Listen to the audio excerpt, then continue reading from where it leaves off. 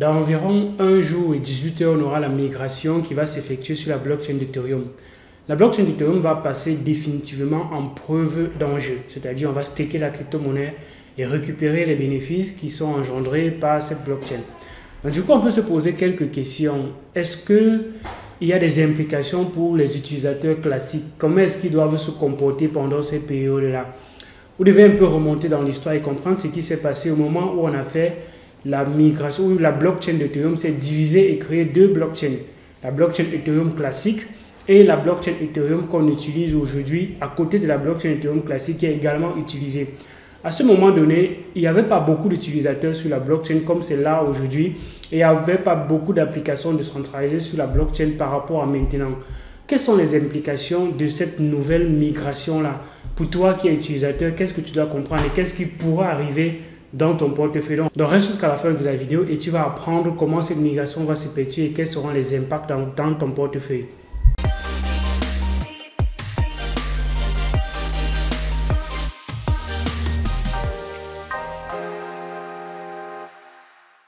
Salut à toi, bienvenue sur la chaîne Moi c'est Visconjo. Ici on parle majoritairement de crypto-monnaies. Si tu as soif de connaissances dans ce domaine, dans cet écosystème, il y a plein de vidéos sur la chaîne qui te permettent exactement de grandir dans cette connaissance-là.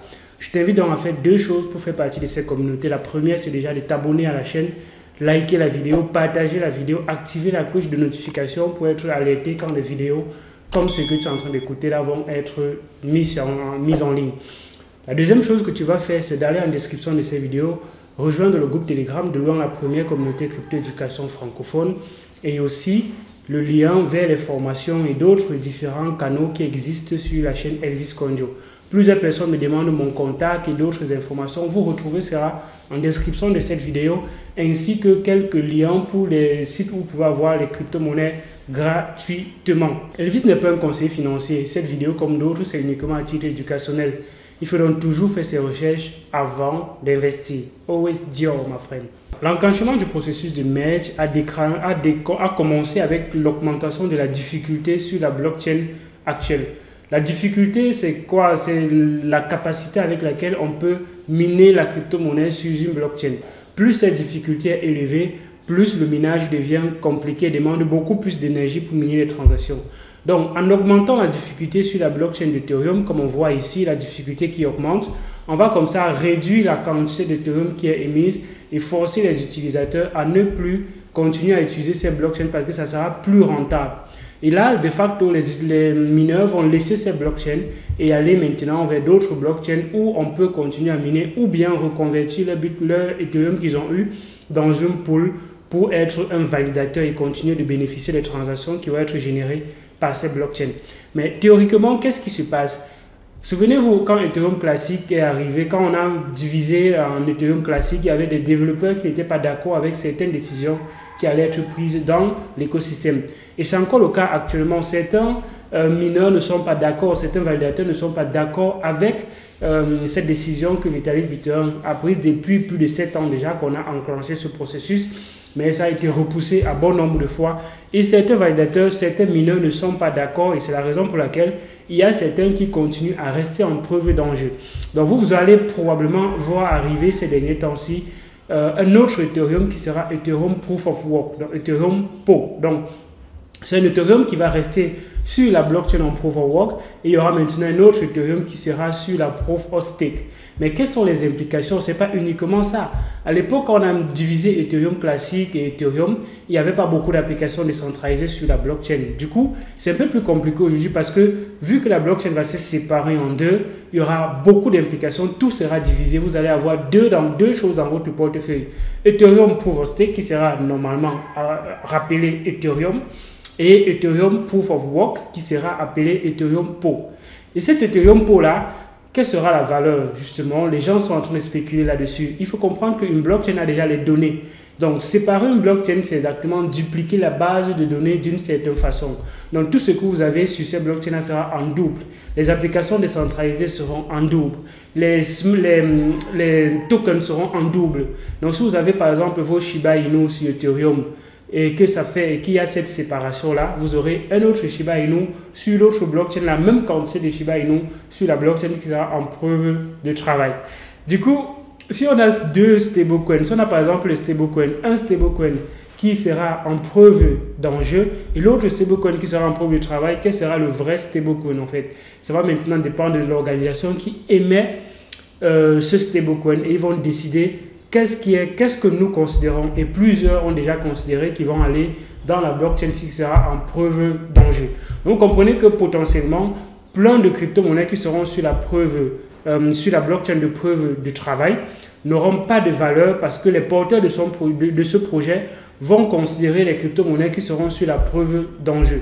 Donc, ça ne veut pas dire que ce qui sera sur la preuve de travail ne vaudra rien. Ça vaudra quelque chose encore dans ses débuts, mais progressivement, comme ça sera abandonné, ça pourra mourir lui-même. Le prix pourra mourir de lui-même en fait, parce que les porteurs de ce projet-là vont dire que la version officielle sera probablement la version qui sera sur la preuve d'enjeu.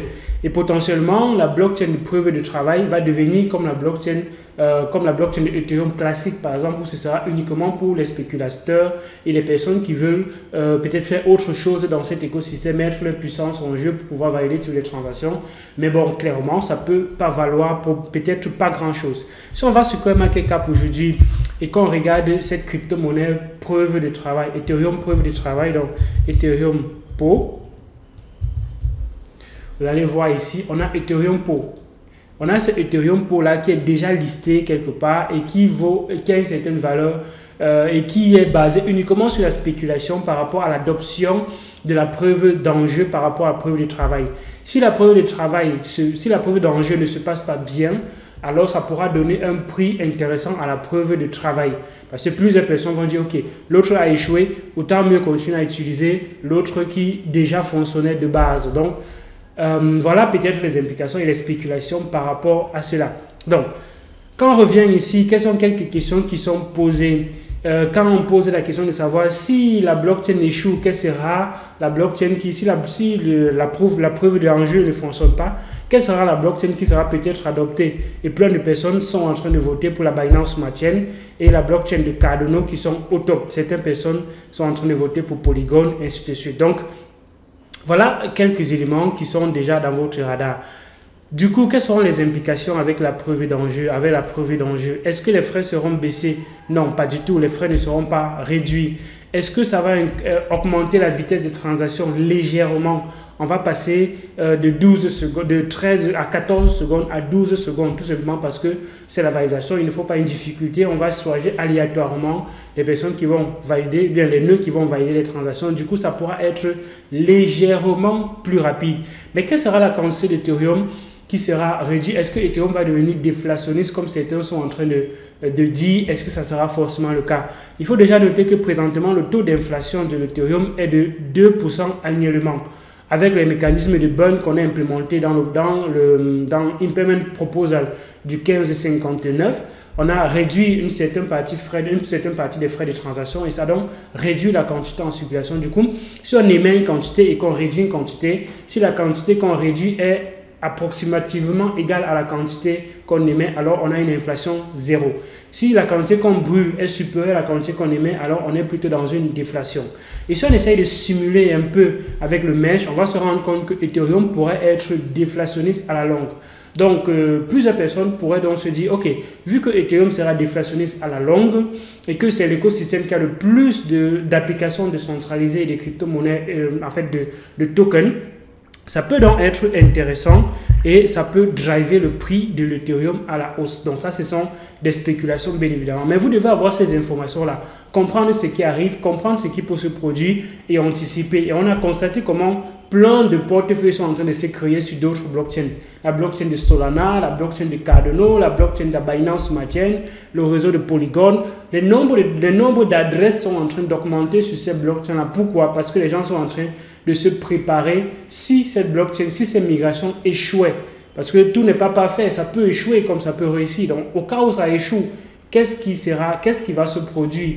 Est-ce que les crypto-monnaies vont peut-être disparaître de cette blockchain? Est-ce qu'il y aura des éléments qu'on n'a pas pensé et qui pourraient se produire après la migration? Donc, il y a plein de spéculations là-dessus. On ne sait pas vraiment ce qui va se passer. Et du coup, les gens sont en train de se préparer en migrant déjà certaines parties de leurs crypto-monnaies sur d'autres blockchains en essayant de prévenir un peu un potentiel échec d'une certaine façon.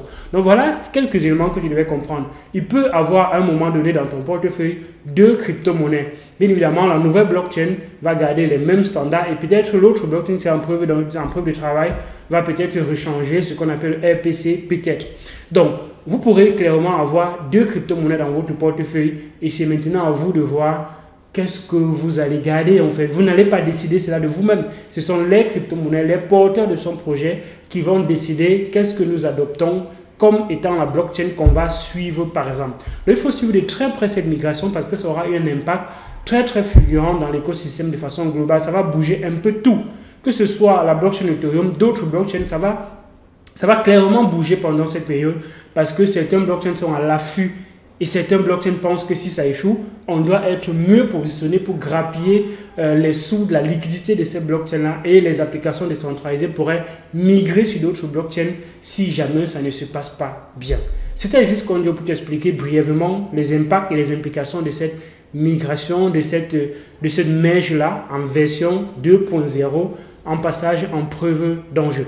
Si tu as aimé, tu likes la vidéo, tu partages la vidéo, tu permets à d'autres personnes de comprendre ce qui pourrait arriver et d'être très minutieux, d'être très prudent et très vigilant pendant cette période-ci parce qu'il y aura peut-être potentiellement beaucoup d'arnaques et beaucoup de projets également pourraient prendre de la valeur pendant cette période-ci. Like, partage la vidéo et abonne-toi pour ne rater aucune des autres vidéos. À d'autres vidéos sur la chaîne Elvis Conjo. Ciao.